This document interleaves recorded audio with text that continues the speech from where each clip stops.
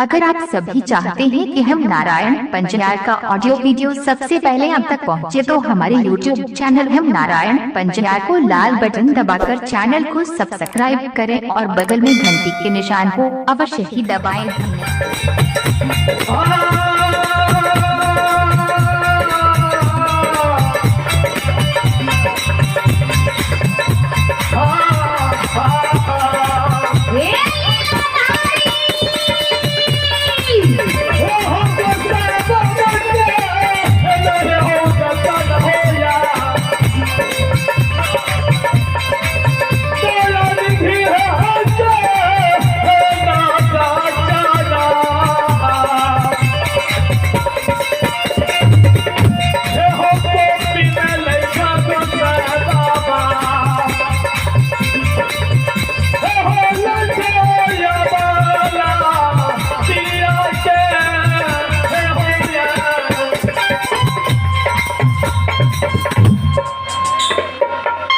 माँ बुढ़िया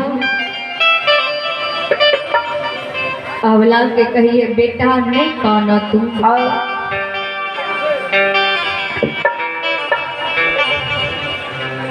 अवला सासू माँ के चरण में जे काने अवला कहे माँ हमारा सन अभागे नारी दुनिया में कोई नहीं है। ए सासू माँ कल के बेटी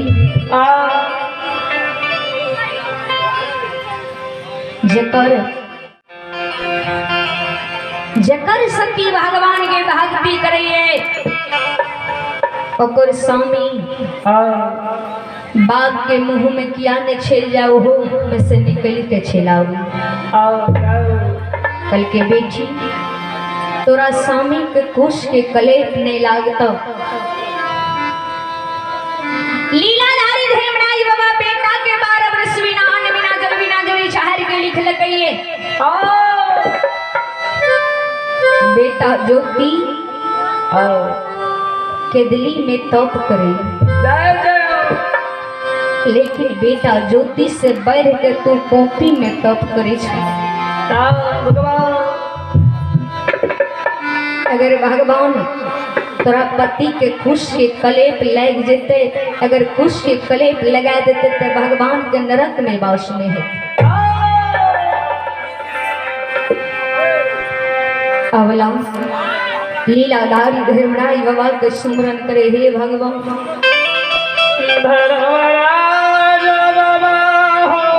ठाकुर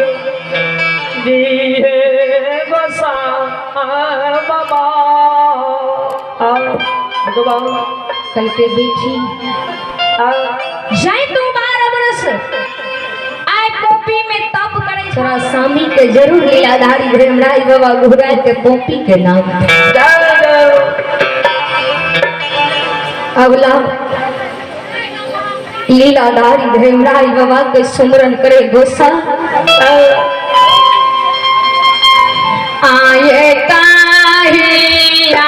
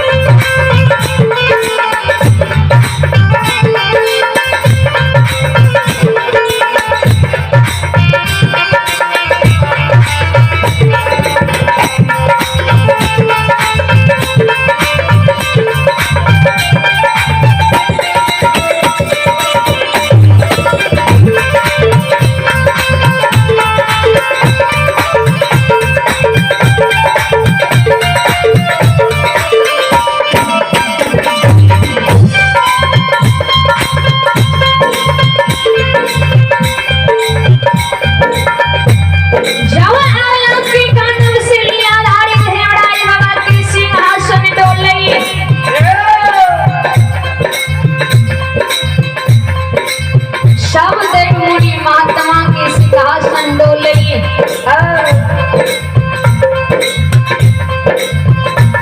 लीलाधारी धर्मराज बाबा महावीर जी के कहिए महावीर जी